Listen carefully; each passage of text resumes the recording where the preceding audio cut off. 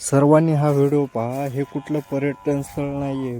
परभणी जिल्ह्यातील पालम तालुका मोजे शिरपूर येथील ही शेतकऱ्याची दुरावस्था आहे. कालच्या झालेल्या भयंकर अशा पावसामुळे टोटली शेतातली पिके लॉस झालेली आहेत. येण्यासारखं काहीच नाही आहे. सरकारला एवढी विनंती आहे की आपण नाशिकच्या कुंभमेळ्याला 14,000 कोटी खर्च करायला आणि शेतकऱ्याला 1400 कोटी रुपये देत आहात. थोडा आपण जगाचा पोशिंदा आहे, एकीकडे जगाचा पोशिंदा आहे म्हणतो आणि दुसरीकडे अशी घोषणा करतो.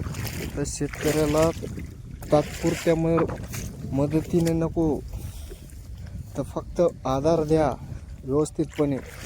जगाचा पोशिंदा आहे तो कुठलाही कोणाचीही GST वगैरे चोरून जगत नाही. पूर्ण शेतीमध्ये पूर्ण पाणी शिरलं. सोयाबीन असो, कापूस असो, हळद, ऊस, सर्व बागायतदार जे काही पिके आहेत पूर्ण नाश झालेले आहेत. आणि अजून पावसाचा कहर कमी काय झालेला नाही. जर असंच परिस्थिती जर अजून जास्त निर्माण झाली तर पूर्ण गावाला येडा येऊन जाईल.